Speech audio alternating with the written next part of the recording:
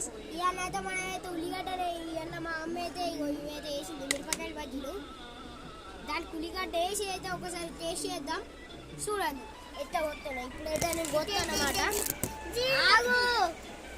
నేను పోతున్నా.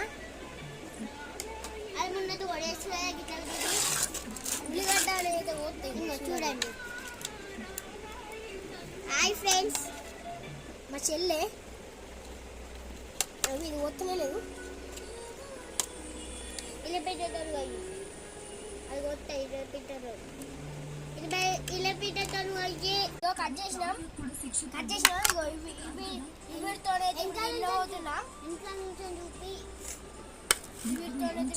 చూడండి. ఇప్పుడు తింటున్నాం అన్నమాట మా చెల్లె. మేము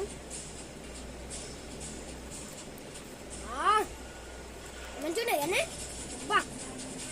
ఈ గడ్డ నచ్చితే లైక్